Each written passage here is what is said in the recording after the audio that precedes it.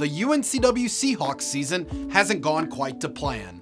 But despite the struggles, the Seahawks are playing their best basketball of the season.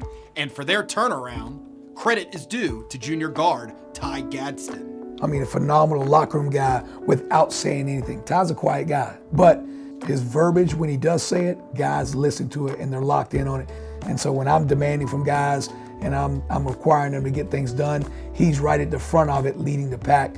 Ty Gadsden took an unconventional route to get to Wilmington, first heading to a prep school after high school, and then to Vincennes Junior College before transferring to UNCW.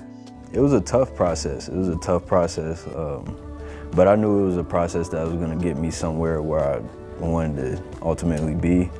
Loved the JUCO I was at, loved the team I was on, loved the coach that was coaching me, and I wouldn't trade that process for any other process, to be honest, because it made me a lot tougher than I was. Heading to junior college, Ty wasn't sure the skill level and talent would be good enough to give him a challenge. But once Ty stepped on the court, he soon realized that he was playing with some extremely talented players and teams that would help him improve his game. Gadsden averaged 16 points a game while helping to lead the Trailblazers to the semifinals of the NJCAA National Tournament. Gadsden's skills caught the eyes of the UNCW staff. His own ball presence defensively was big. I thought that was something that we needed to add at the time. Doug Essley recruited him really hard, and we all just kind of fell in love with him. And his experience playing at a really good junior college in a good league, started to stand out early in his career. Gadsden transferred to UNCW, achieving one of his childhood goals of playing Division I basketball. But once on campus, Ty would face some new hurdles.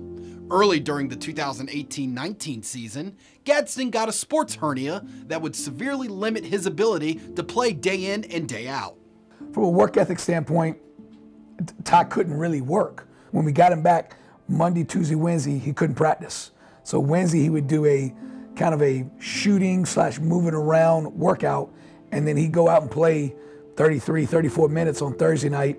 Couldn't really do anything on Friday because he was trying to recuperate, and then he'd go out and do the same thing on Saturday. So it was really difficult because you don't know what your teammates are thinking of you when the coaching staff decides not to practice you for maybe the first 3 days of the week, and then you practice a little bit the day before the game, and then you come out and you start. So it was tough.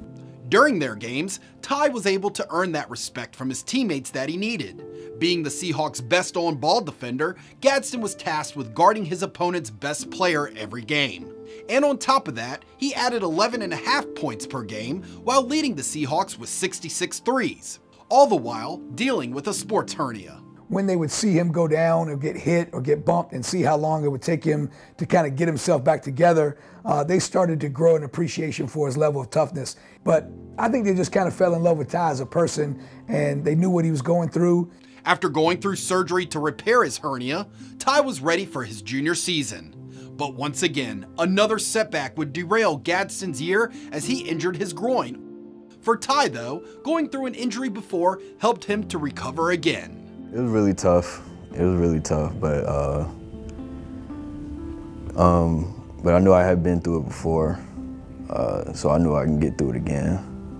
And I knew I had people who believed in me and who would stick by me and support me, so that really helped. Once again, Gadsden has fought back from injury, returning in early January and is second on the team in scoring with 10.6 points per game.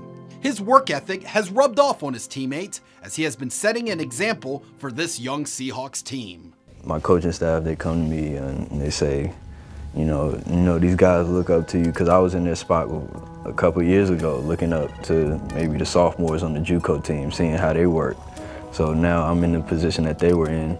Now I may need to tune it up a little bit more just to show them what really needs to happen to be successful and to maintain your health. And telling them it's not even about, it might not even be about basketball. It could be about eating good while you're in college, what to eat, what not to eat, how to treat your body after practices. With all of his injuries behind him, Coach Burke thinks that Gadsden's best is yet to come. I'd love to take a full summer, 2 summer school sessions with him and finally work with him. When we signed him, he came from junior college, so he couldn't start until second session. So we only got really 4 good weeks with him. And then he was able to play the first semester up until middle of November when he got hurt. And we've been battling through that ever since and never really had a full, good 8 weeks with him training during the summer. So that would be huge for him. And for Gadsden, he has his sights set on one thing. Get to the NCAA tournament. I got a year and a half to do that. I got this year and then all of next year. So my main goal is to try to win a CAA championship and get UNCW back to where we were a couple of years ago.